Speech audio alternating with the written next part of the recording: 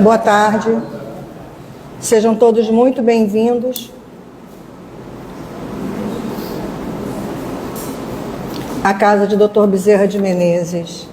Tem alguém que esteja vindo à nossa casa pela primeira vez? Bom, então, eu vou ler o preparo agora. Ah, não, desculpa. Nós estamos recebendo hoje aqui o nosso amigo Alexandre Gomes, com o tema O Consolador Prometido. Tá alto?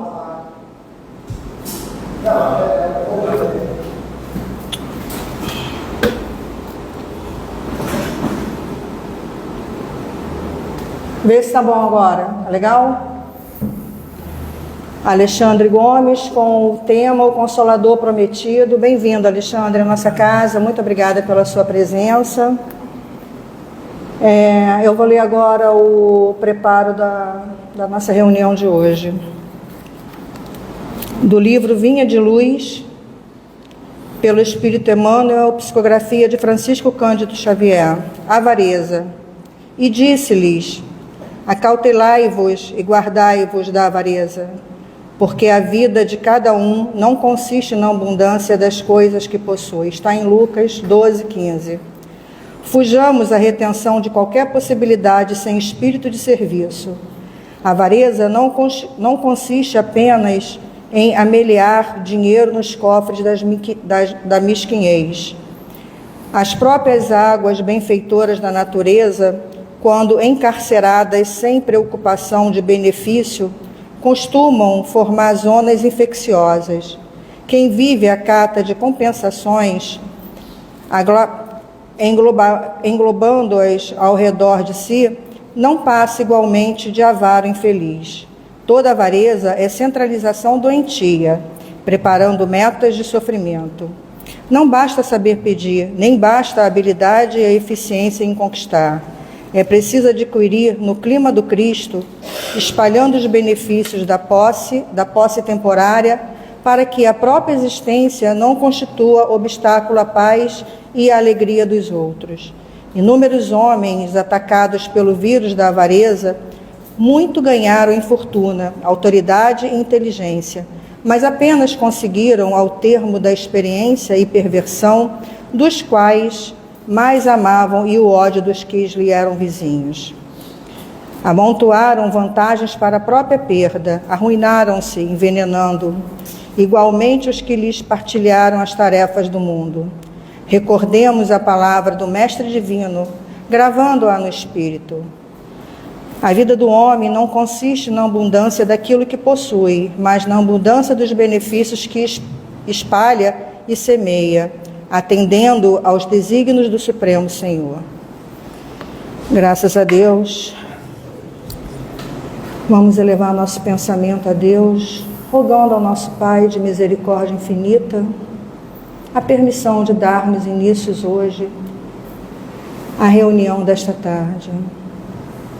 Contamos com a presença e com a proteção e amparo de Jesus, para que possa iluminar as nossas mentes, ampliando o nosso entendimento, transformando os nossos corações, rogando a espiritualidade dessa casa e aos nossos espíritos amigos que auxiliem o Alexandre naquilo que for necessário para que ele consiga passar tudo aquilo a que ele se propôs. Pedimos, Senhor, que espalhe a sua luz sobre todos nós, iluminando a todos, fazendo com que essa paz permaneça durante a nossa tarde e que todos os benefícios que aqui estão possam ser absorvidos por todos nós. E ficando nessa paz, damos início à nossa reunião. Que assim seja, graças a Deus.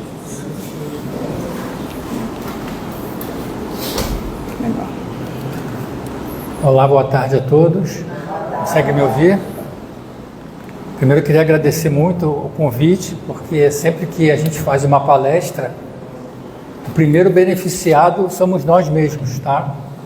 Porque precisa ser mais alto? Vou aumentar um pouquinho o volume. Vou aumentar um pouco mais.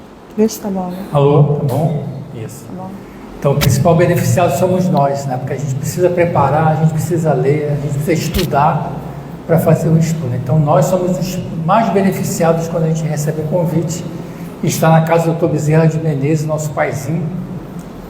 É sempre um prazer, né? Então, o tema que eu escolhi para falar hoje é o Consolador Prometido, né?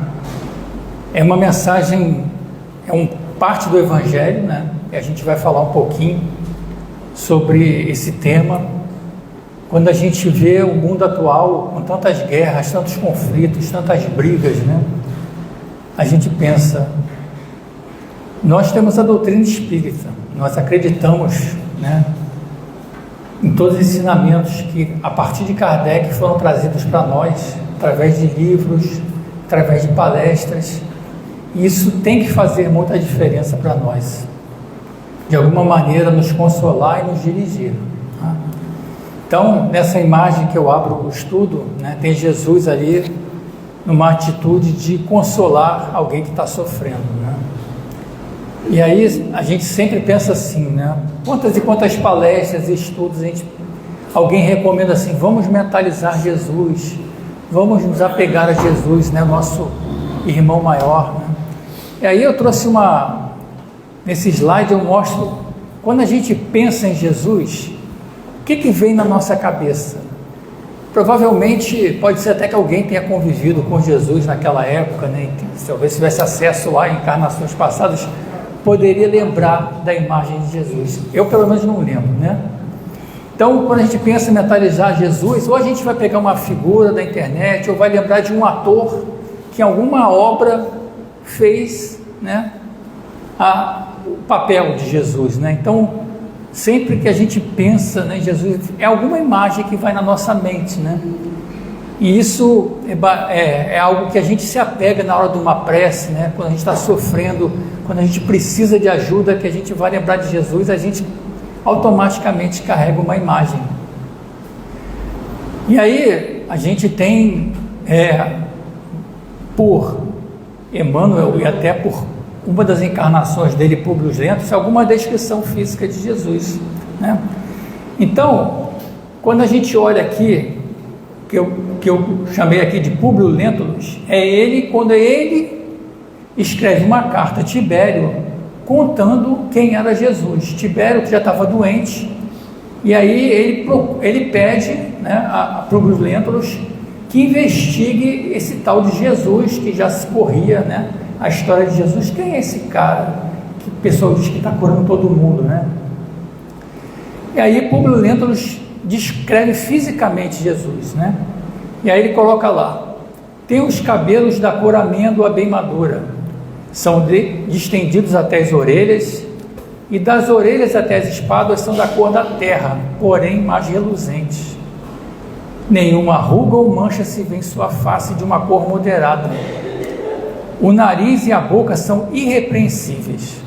A barba é espessa, mas semelhante aos cabelos, não muito longa, mas separada pelo meio, né? Que era a moda dos nazarenos, né? Dividir o cabelo no meio e a barba também. E aí, olha que Públio Lentulus escreve para Tibério: é o mais belo homem que se possa imaginar.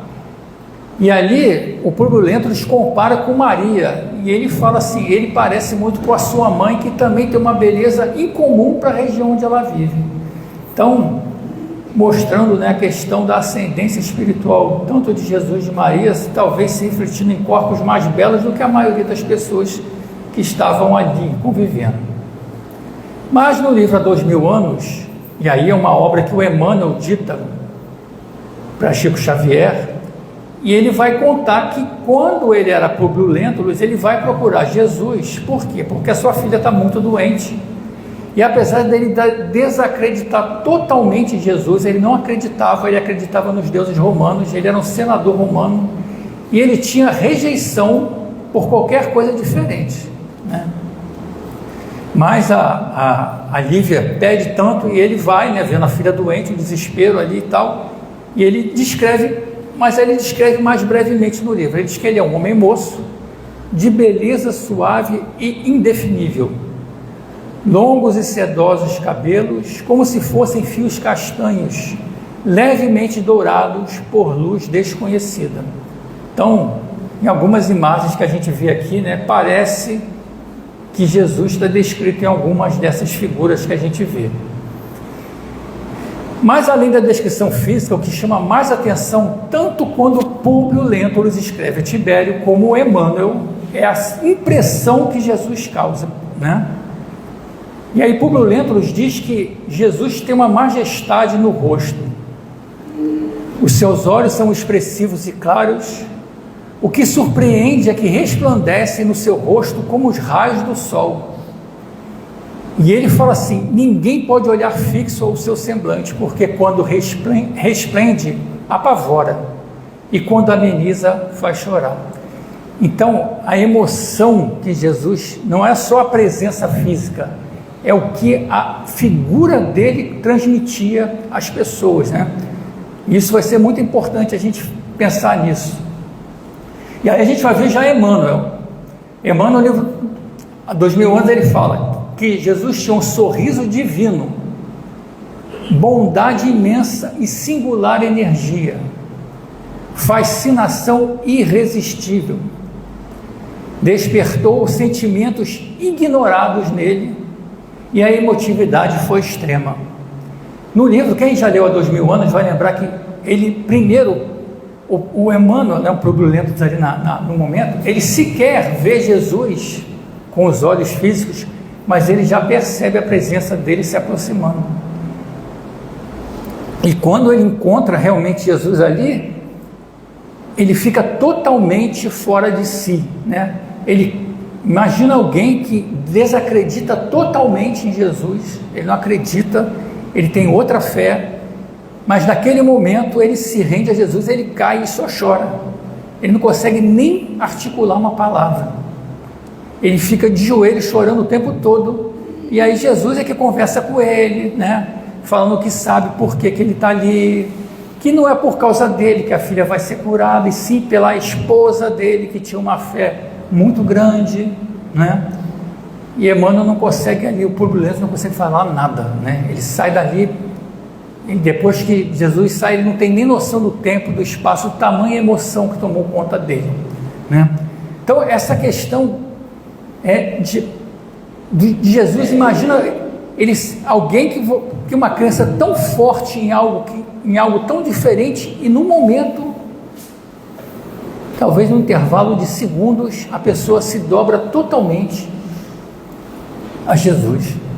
Então, para a gente pensar, Jesus a gente sabe na doutrina espírita que é uma autoridade, mas como é que a gente sabe? Como é que a gente percebe esse tipo de coisa? Não é porque a doutrina espírita sempre é uma doutrina de raciocínio, né?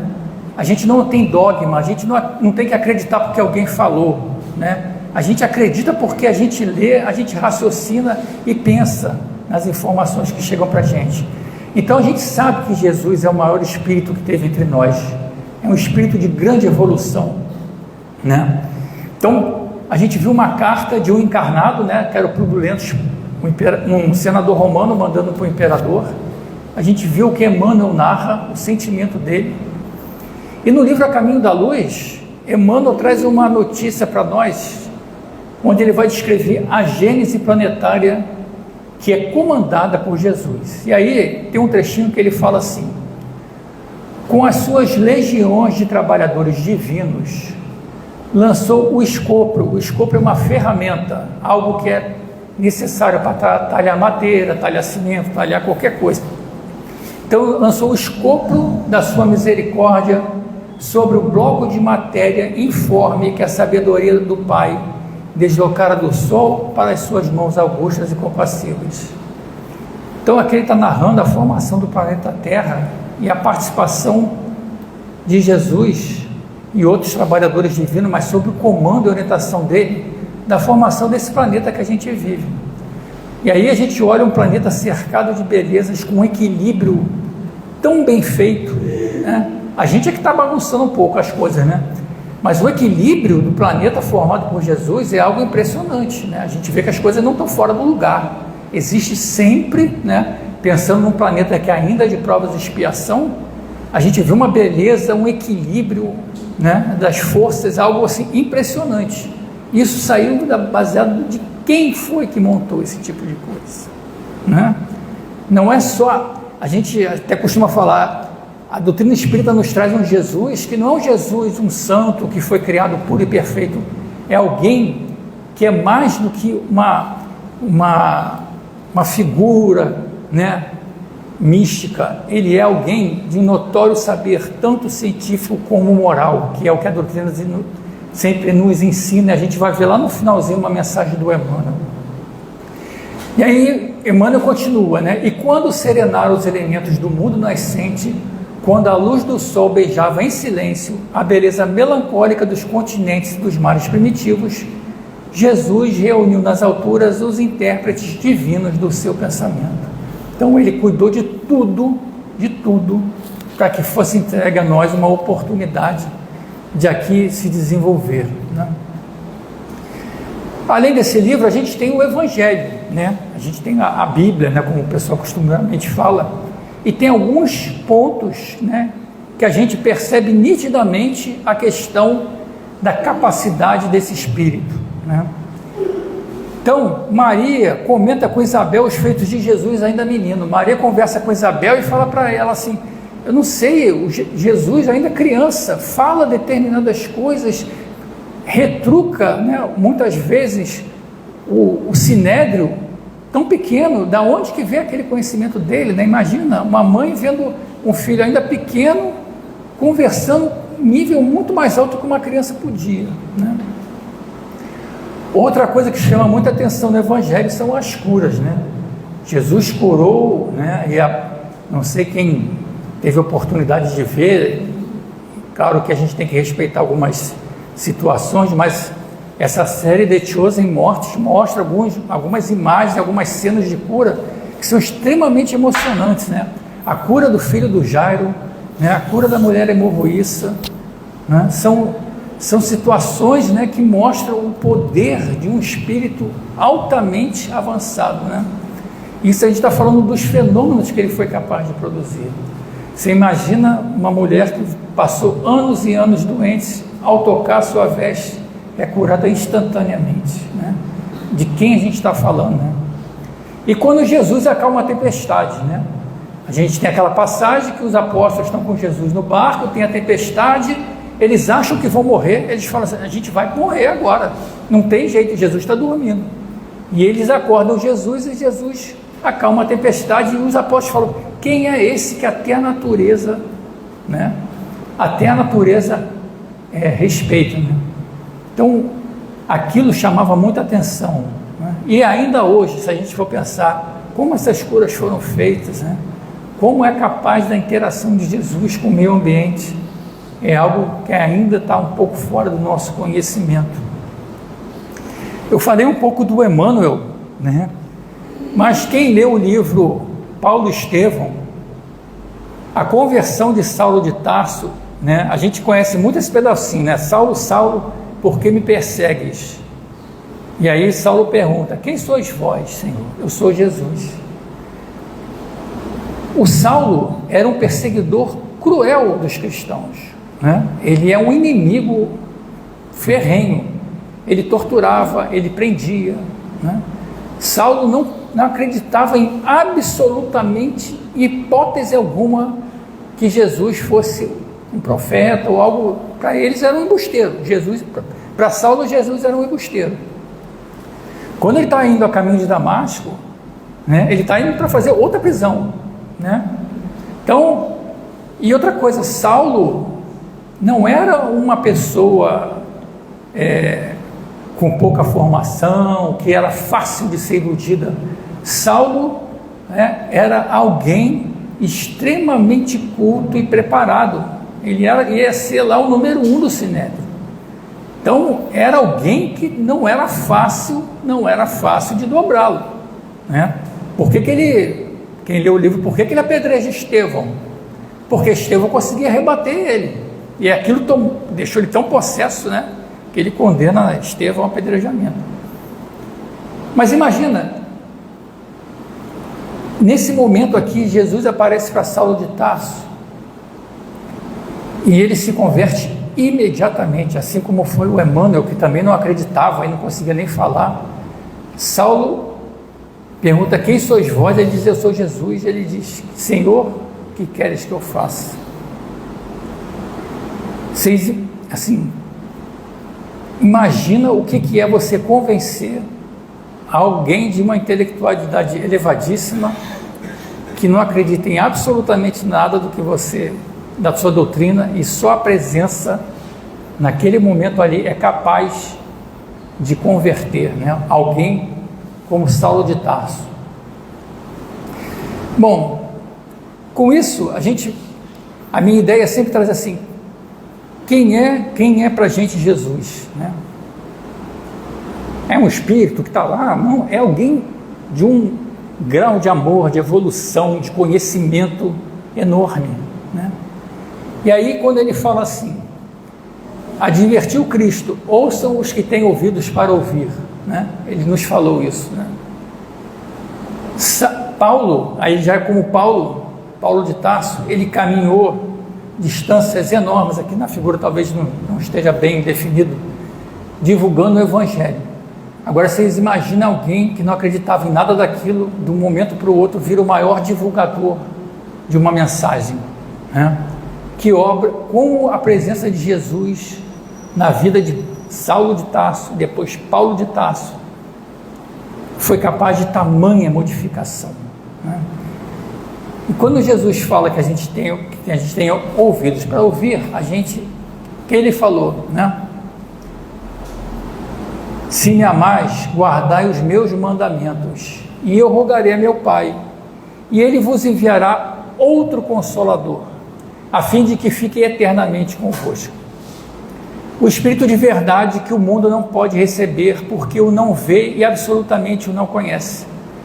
Mas quanto a vós, conhecê-los-eis, porque ficará convosco e estará em vós.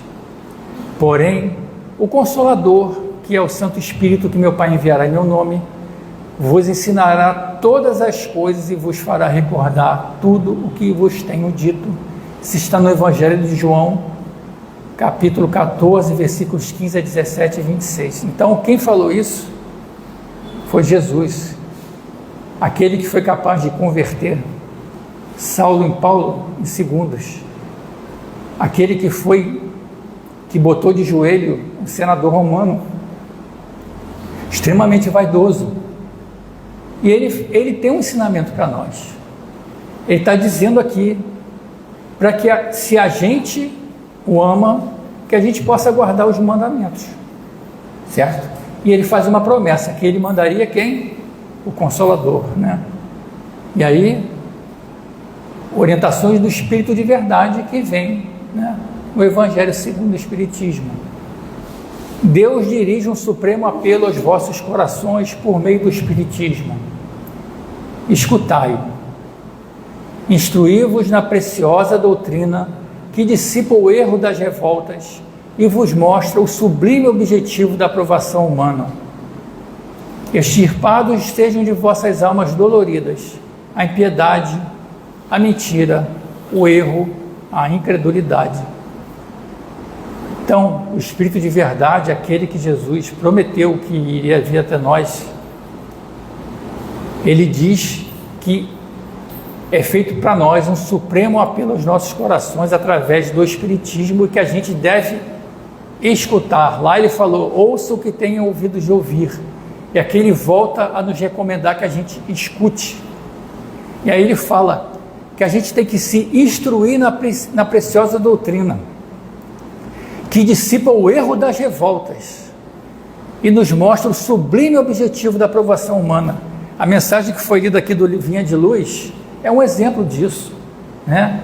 Quantos homens que eu digo no sentido do ser humano, né? Mas homens ou mulheres, tanto faz, se perdem na questão da posse, acumula, e muitas vezes o que a gente vê no final da vida desses irmãos, tristeza, não se sentem felizes, né? Então, o que o mundo material fala para a gente? Totalmente ao contrário da mensagem do irmão, totalmente ao contrário, que o certo é acumular, o certo é ter mais, é não ter fim, né? É claro que a gente sabe, a própria doutrina espírita coloca, né, que a gente deve prover o nosso bem material, né, ninguém condena a posse, né, mas tudo com equilíbrio, tudo com dentro daquilo que a gente realmente precisa, né, e fora do apego. E ele fala aqui no final desse trecho: extirpados, né, que retire das nossas almas a impiedade, a mentira, o erro e principalmente a incredulidade. No que nós vamos acreditar, né? No que a gente tem que acreditar, né? Por isso a gente pensa assim: será que a gente deve acreditar em Jesus? Quem é Jesus? A gente viu quem é Jesus, né? Quem é Jesus? Bom, e o Espiritismo, né? O Consolador Prometido, a gente tem os estudos das obras básicas, né? A gente tem até os livrinhos aqui.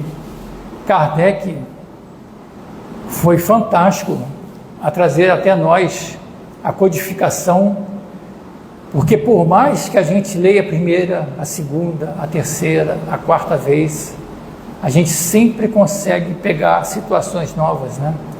Às vezes a gente lê uma situação, algo de cunho até às vezes científico, nada a ver entre aspas, né, com a doutrina espírita. E se você às vezes for procurar lá no Livro dos Espíritos ou qualquer obra da codificação, está às vezes escrito com um outro texto, de uma forma diferente, mas está lá. Então, Kardec ainda continua sendo uma fonte inesgotável de conhecimento e de reflexão para a gente. Mas além disso, né, a gente tem tantos e tantos livros que foram trazidos pelos médiuns, né? Chico Xavier foi fantástico também, né? Porque vocês imaginam um médium que seja capaz de trazer mensagens de Emmanuel. Emmanuel é um espírito que ele traz mensagens, ele trouxe romance, traz mensagens históricas, tem orientações de comportamento, como a gente viu no Vinha de Luz, como a gente viu no Pão Nosso, né? Tem várias mensagens de consolo, de orientação. Quando a gente lê André Luiz, é um outro perfil, é um outro espírito. Ele está ditando um romance, ele é muito mais parecido com a gente na curiosidade, ele desencarna e vai vendo situações que ele não conhecia e que muitas vezes para a gente aqui também era uma novidade, né? André Luiz descreve algo como se fosse uma TV de plasma lá nas décadas de 40, né? Na década de 40 ele está transmitindo ao Chico, né? Mas a gente nem sabe quando é que ele viu aquilo lá para trás, quando foi, né? Que aquela tela já existia. A gente vê as coisas acontecendo às vezes no mundo terreno muito depois, mas ele já transmitiu. Então André Luiz traz nos seus romances vários e vários ensinamentos, coisas que servem para a gente refletir. Humberto de Campos também é um espírito que traz mensagem, mas diferente de André Luiz, diferente de Emmanuel. É como se fosse um repórter, né? Tem até no livro lá, acho que não sei se é Estante da Vida, onde ele entrevista inclusive a Marilyn Monroe, e a Marilyn Monroe conta como foi seu desencarne. Situações que trazem para a gente, né, reflexões de modos diferentes, são complementos à obra de Kardec, que muitas vezes tocam o nosso coração. Divaldo também é outro médium muito conhecido, tem as mensagens de Joana de Ângeles também, de um grau, né, de abordagem na parte psicológica, e o Manuel Filomeno de Miranda, que também traz mensagens tão bonitas, contando fatos, contando as caravanas de socorro que são feitas em centros espíritas, como é feito muitas vezes os tratamentos, a desobsessão. Então, são livros que estão à nossa disposição, né? O Consolador Prometido está à nossa disposição, com várias e várias obras. Basta que a gente corra atrás, né, para estudar e principalmente refletir, porque muitas vezes a gente, no dia a dia, na correria, a gente abre uma mensagem, né, a gente às vezes está com dificuldade, vai ler, e a gente às vezes passa direto num texto, e o texto tem muita coisa, né, que a gente deveria ler com calma, né? Por isso, às vezes, sempre que eu faço esses estudos, eu gosto de trazer os textos, porque eu acho que é importante que a gente crie esse hábito de ler devagarzinho as mensagens para que a gente possa refletir.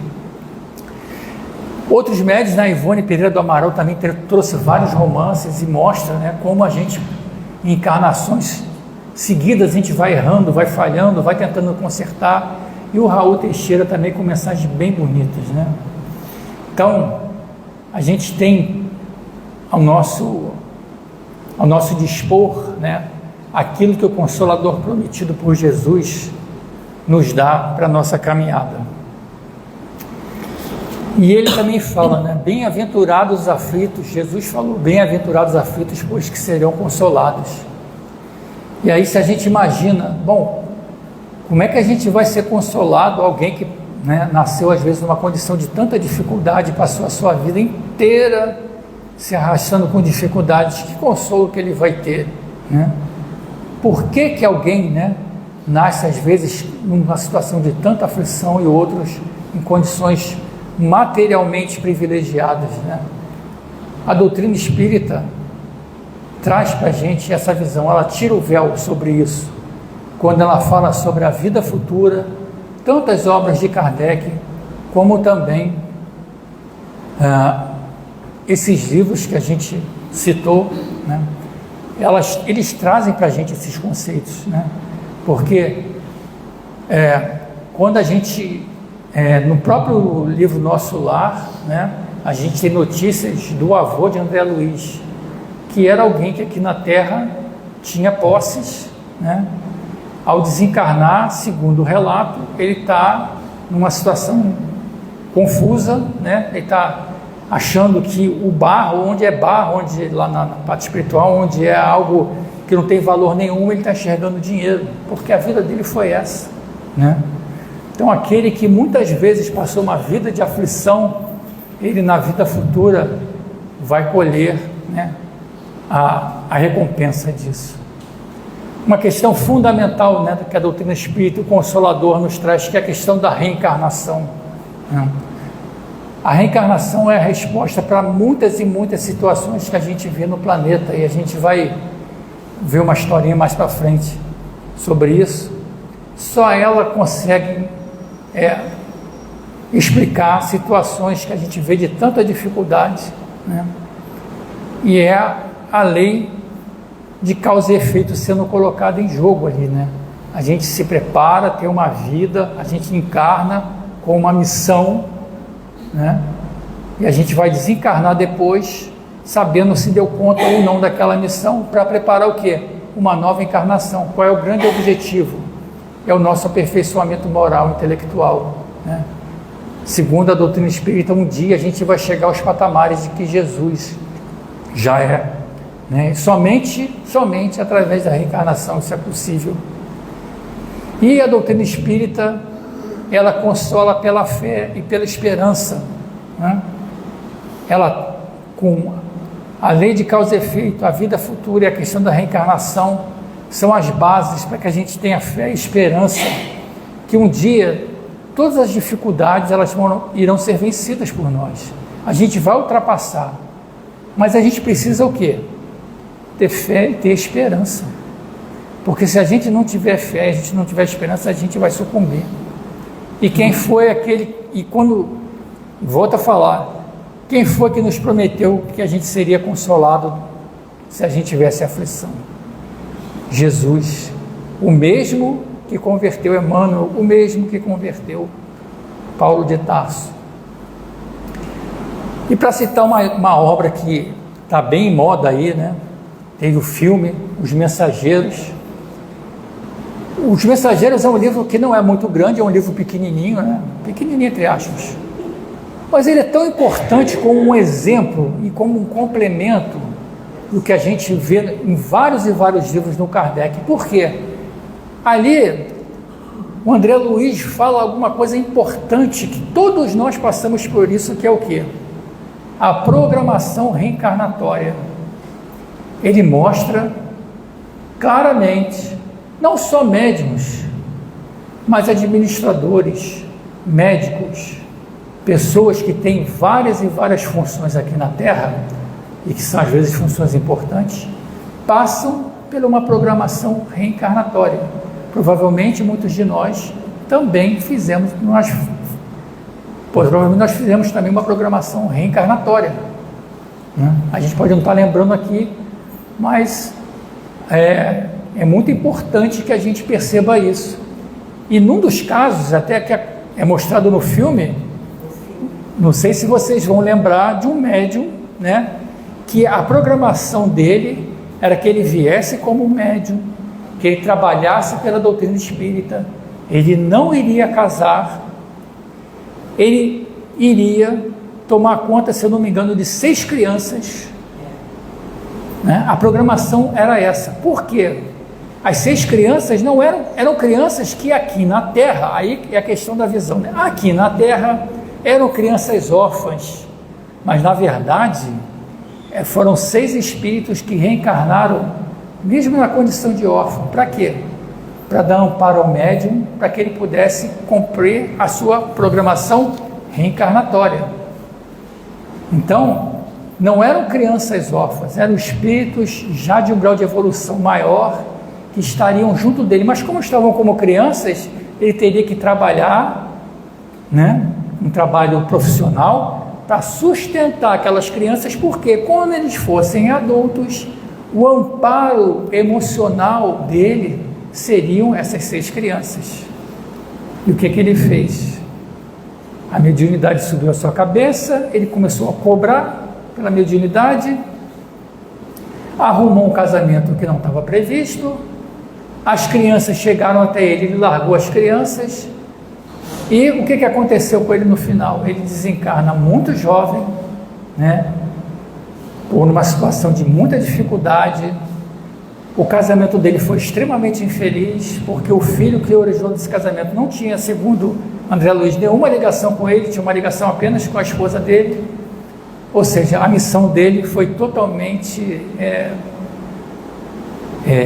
colocada, perdeu, né, aquela missão, né? Então ele vai, desencarna, e quando ele chega lá no plano espiritual, o que acontece? Ele bota a mão na cabeça e fala: poxa vida, eu errei, eu falhei naquilo, né? E tantos outros médiuns, né, têm mensagem nos livros mensageiros, mas o que fica para a gente é o seguinte: a gente tem uma programação reencarnatória, e muitas vezes a gente aqui na Terra está lutando, né? A gente tem que lutar, a gente tem que estudar, trabalhar, viver, mas tem situações que nos são colocadas que muitas vezes estão na nossa programação reencarnatória, e a gente tem que saber entender aquilo, né, e saber levar, né?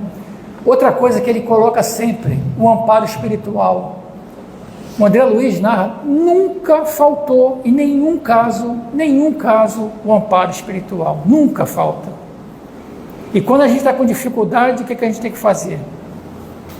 Prece, pedir a Deus, aos espíritos amigos, que nos socorram e nos amparem, porque nunca falta.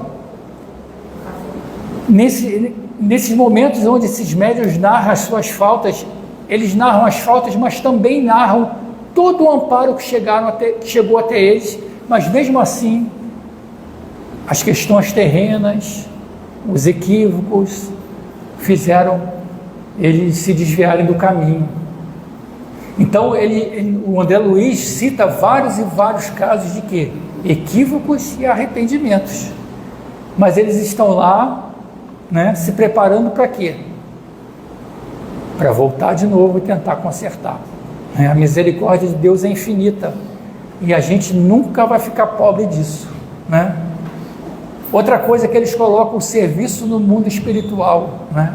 A possibilidade de trabalhar, de servir, de também no plano espiritual a gente poder avançar, e a necessidade de vigilância na nossa caminhada, né?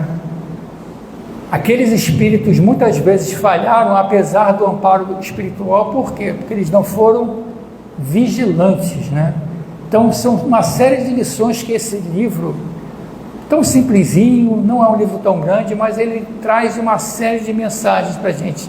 Mas não basta a gente ler rapidamente, a gente tem que ler e prestar muita atenção em todos os conceitos, principalmente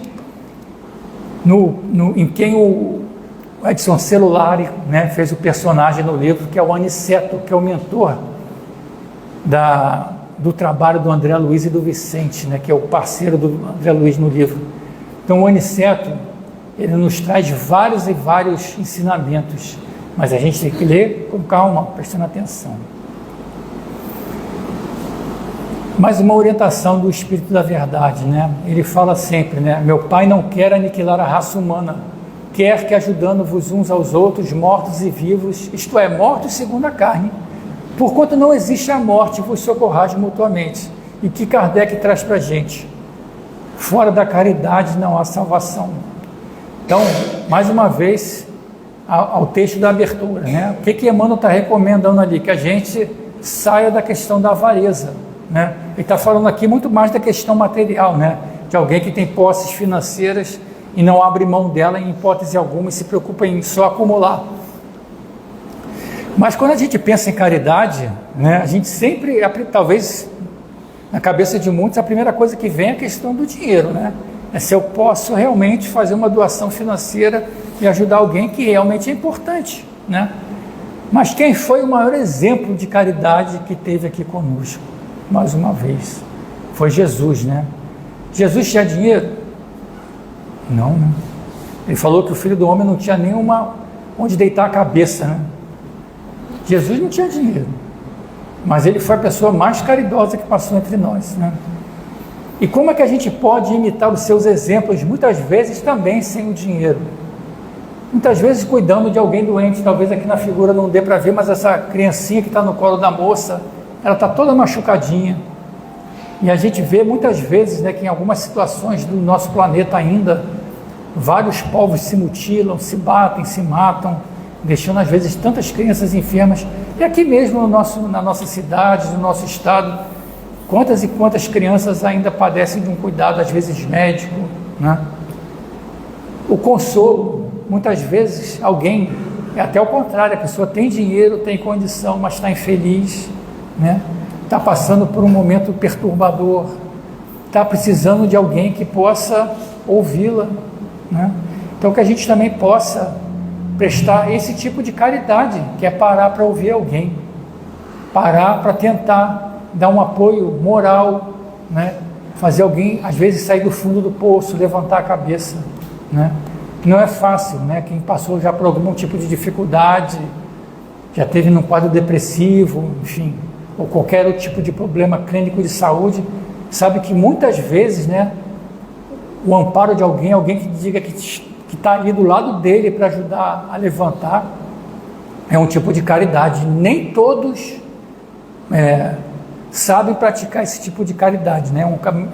Às vezes é um espírito que precisa de trabalho e é difícil, né? Não é qualquer um que chega e fala, levanta daí, está todo mundo em pé na rua, mas o cara está numa situação que ele não consegue, né? Não consegue levantar, né? Então, até para isso, né, a gente tem que ter, sempre lembrando como é que Jesus, né, agiu em tantos e tantos momentos, né? Como a palavra dele, com carinho, com cuidado, foi importante. A alimentação, né? Muitas vezes alguém está morrendo de fome, né? A gente precisa. Jesus, mais uma vez, né, quem viu a série The Chosen, chegou no momento em que Jesus multiplica os pães e os peixes, é uma cena belíssima, né? Porque os apóstolos estão aflitos porque aquela multidão, segundo a narrativa ali da série, a gente sabe que alguns livros da doutrina espírita também narram algo bastante semelhante, aquela multidão já estava ali há tempos, sem nenhum tipo de alimento, e os apóstolos se preocupam com isso, né? E na série é engraçado que Jesus está falando lá, e está escutando o tititi dos apóstolos ali, peraí, vamos lá, o que está vendo aí? Não tem comida, deixa que eu resolvo. Resolveu, né?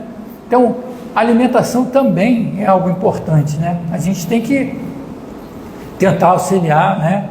Os centros geralmente dão cestas básicas, tem as caravanas da Quintinha, enfim, é um trabalho bem bonito que a gente pode se engajar também.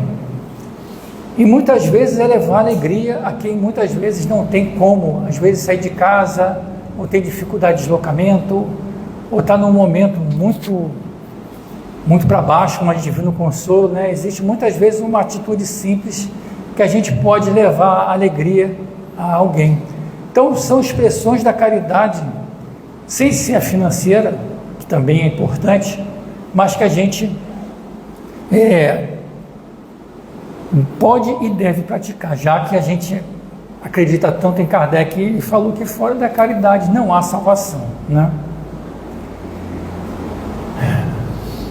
E aí, o Consolador Prometido ainda fala: nada fica perdido no reino de nosso Pai, e os vossos suores e misérias formam o tesouro que vos tornará rico nas esferas superiores, onde a luz substitui as trevas e onde o mais desnudo dentre vós será talvez o mais resplandecente. Em verdade vos digo, os que carregam seus fardos e assistem os meus irmãos são bem amados meus, né? Então aqui ele está falando da questão da caridade que a gente viu no slide anterior, né? Que isso, né, esse exercício que a gente pode fazer vai ser visto sempre com muito carinho, né, por Jesus, né? E ele fala, né, que o nosso suor, o nosso trabalho, né, todo esforço que a gente faz para melhorar formará um tesouro que nos tornará rico nas esferas superiores. E tem uma mensagem no livro Pontos e Contos do Irmão X, que é uma mensagem muito bonita. É uma mensagem comprida, eu não consigo, não dá tempo da gente ler em todos os detalhes, né? Mas quem tiver esse livro e puder ler, a mensagem chama-se Estranhos Credores. E aí o Irmão X fala que tem uma reunião no plano espiritual, onde aparece uma figura feminina de extrema beleza e luminosidade, e aquilo impressiona eles. Eles ficam assim: nossa, mas esse deve ser um espírito, né? Que, poxa, buscou tanta luz e não sei o quê. E acho que, se não me engano, ela se identifica como Diana. E aí ela vai falar assim: eu vou contar para vocês a minha história. Ela tinha um problema, que ela estava ligado a 3 vícios que cada um de nós às vezes pode ter em determinado grau, né? Ciúme, orgulho e vaidade. Então foram encarnações onde esses 3 amiguinhos pegavam no pé dela. E o que foi acontecendo? O marido dela evoluiu, os filhos evoluíram, os seus mentores evoluíram, os seus pais evoluíram, e ela se viu lá numa situação de dificuldade, né? Num ambiente com bastante dificuldade, bastante sofrimento, né?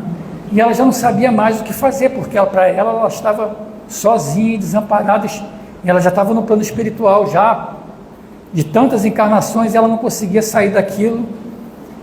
E aí um dia ela conta que, assim, para surpresa dela, se apresenta a ela, no plano espiritual, uma outra figura feminina, e fala assim: você quer sair daí? Ela fala: lógico que eu quero. Mas ela já sabia que não é assim, eu vou sair daí, né? Ela fala assim: olha, esse espírito que se apresenta a ela fala assim: eu já estive como você, e estou perguntando se você quer sair daí, porque é possível sair daí, mas você tem que aceitar uma missão. Aí ela fala assim: tá bom, vou aceitar. Aí esse espírito fala assim: você vai ter que acolher, quando reencarnar, 4 desses irmãos que te cercam aqui, nessa situação de tanta dor e sofrimento, para você poder trabalhar. Aí ela falou: tá bom.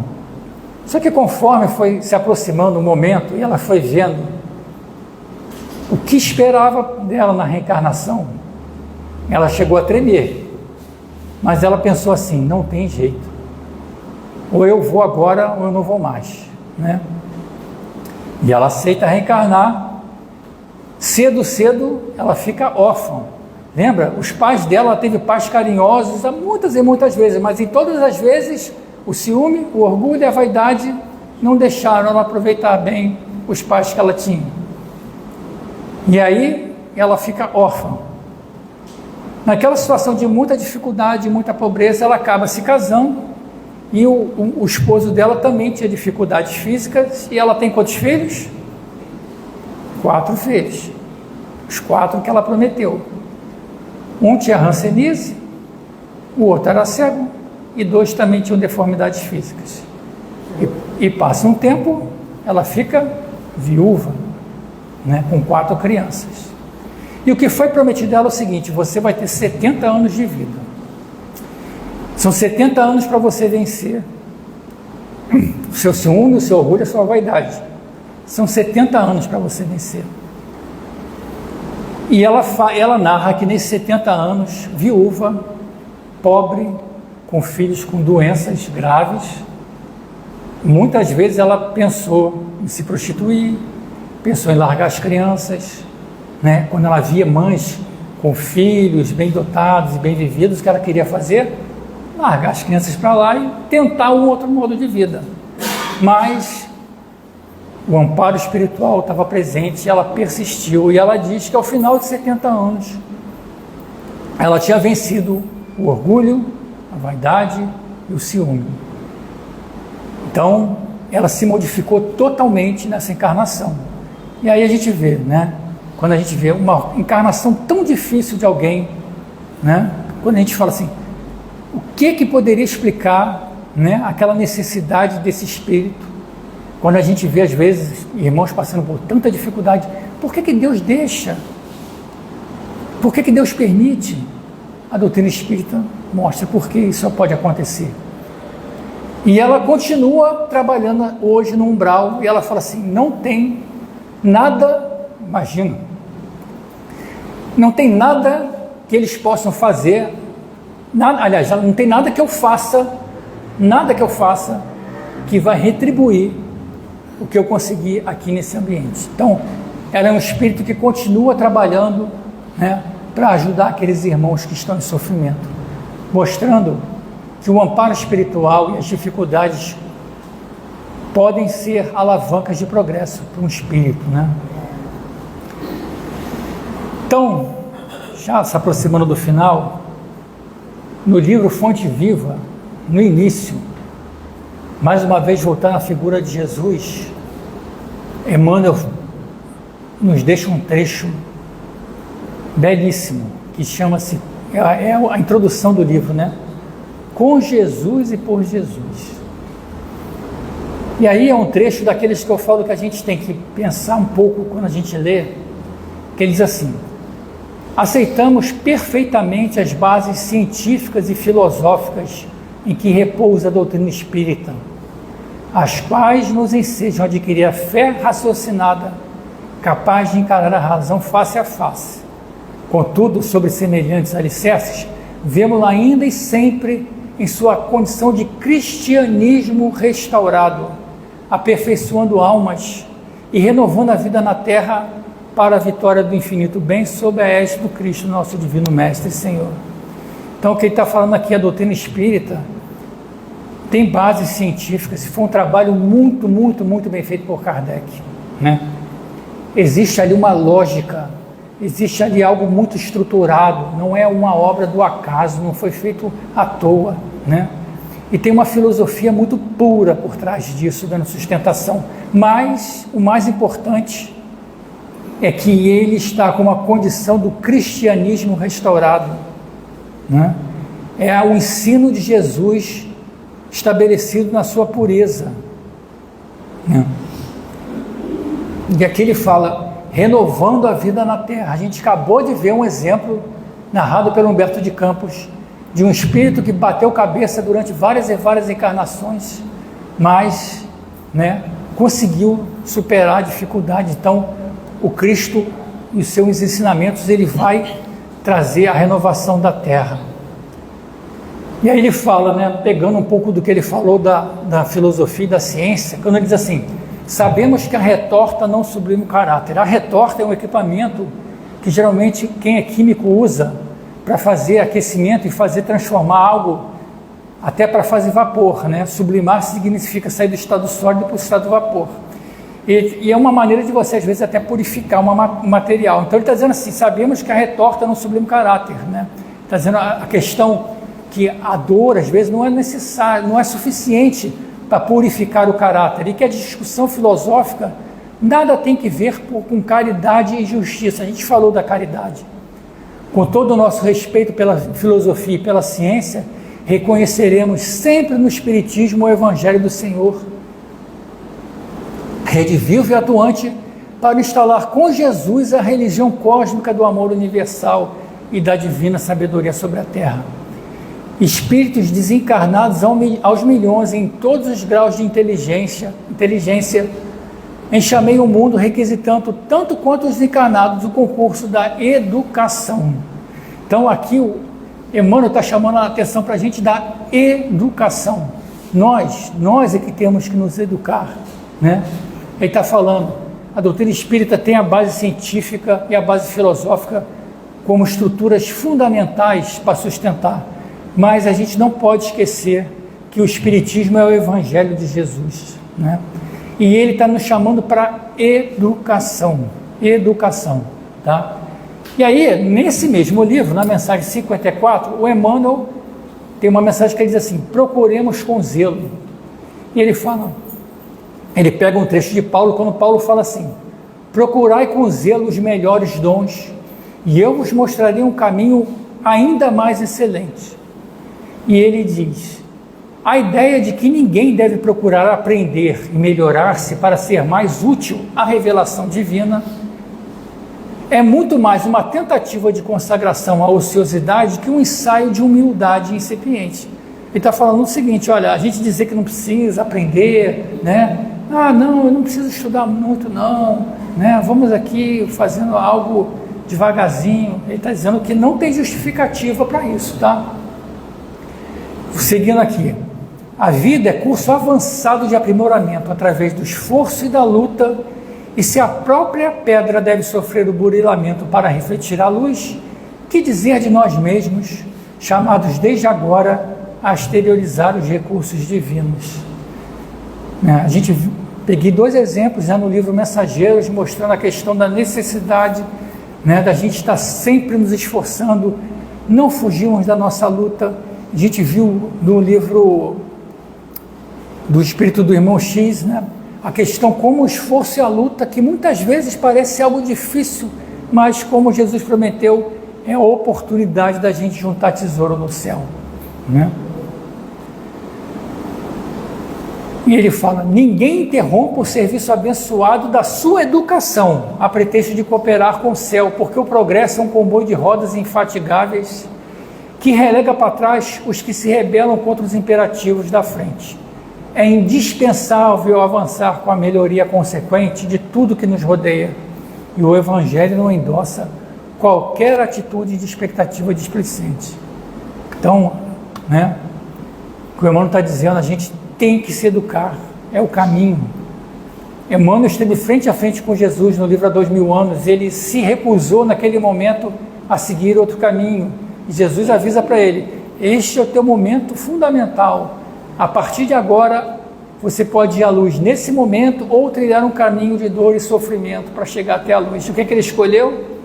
O caminho de dor e sofrimento, Mas ele está aqui, nos trazendo a oportunidade de a gente nos educar,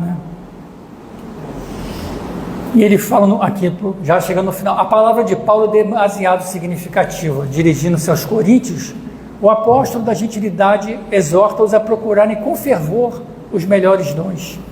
É imprescindível nos disponhamos a adquirir as qualidades mais nobres de inteligência e coração, sublimando a individualidade perecível. Cultura e santificação através do trabalho e da fraternidade constituem dever para todas as criaturas. Autoaperfeiçoamento é obrigação comum. Busquemos zelosos a elevação de nós mesmos, assinalando a nossa presença, seja onde for, com as bênçãos do serviço a todos. Lembra a questão da caridade? A bênção do serviço a todos. Então, logo estejamos integrados no esforço digno, dentro da ação pessoal incessante no bem, o alto nos descortinará mais iluminados caminhos para a ascensão. Então, o Cristo prometeu a gente, com toda a sua envergadura moral, que o Consolador iria vir para nos educar, para nos salvar, para nos instruir, O Consolador veio, Kardec montou, a codificação. Chico, Divaldo, Ivone, Raul Teixeira trouxeram para a gente inúmeras obras que nos dão suporte. É claro que a gente não vai virar santo de um dia para o outro, lendo todas essas obras de uma vez, mas que a gente perceba que a realidade do mundo espiritual, que a doutrina espírita nos traz, é algo muito importante para que a gente possa dosar as nossas atitudes, tentar dosar os nossos pensamentos, tentar nos equilibrar, né? E Emmanuel fala, o autoaperfeiçoamento é obrigação comum, a gente tem que, né, nos esforçar para educar a nossa inteligência e o nosso coração, tá bom? Então, com isso, eu encerro a palestra de hoje, agradecendo muito a oportunidade, mais uma vez, de estar aqui com vocês. Agradeço a paciência de todos por me ouvir. Muito obrigado.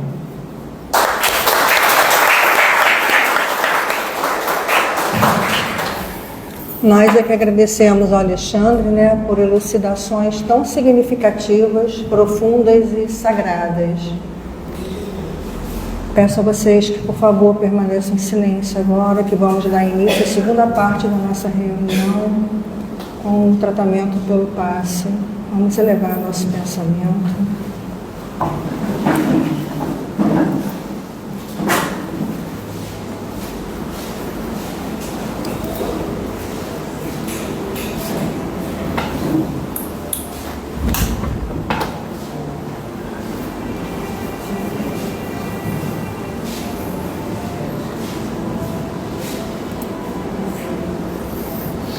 Pensando em Jesus,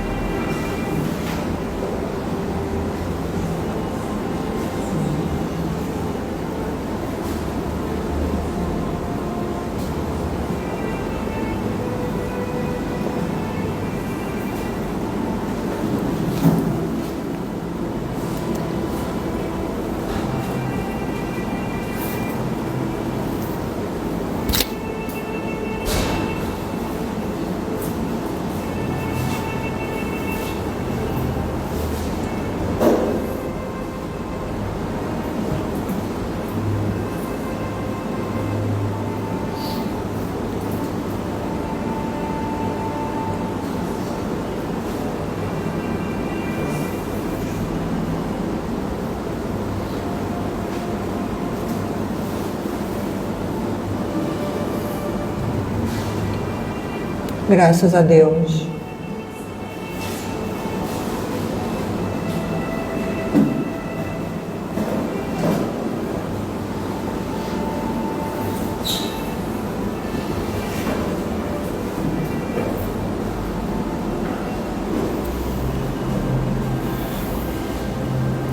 Ainda sobre essa égide de Jesus, rogamos ao nosso Pai de misericórdia infinita. Obrigada, Senhor, por tudo quanto recebemos de Ti. Obrigada por essa oportunidade de estarmos nessa casa e receber todos esses benefícios, Senhor, dessa casa que tanto nos abriga e nos acolhe com amor, com caridade.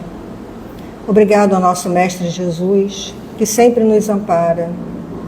Senhor Jesus, esteja conosco em todos os momentos de nossas vidas, nos sustentando, nos amparando.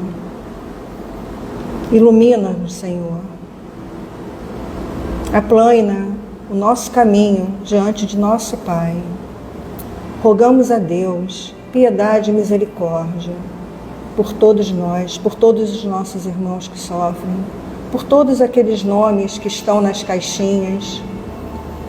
Vamos agora lembrar de cada um deles e pedir a Deus que perdoe as suas faltas e que ensine-nos a perdoar. Que nesse momento, Senhor, que a sua luz se estenda sobre todos nós, nos dando força, coragem, fé e esperança para continuarmos. Com a certeza, Senhor, e confiantes de que está conosco sempre. Obrigada mais uma vez por tudo quanto recebemos. Que assim seja, graças a Deus.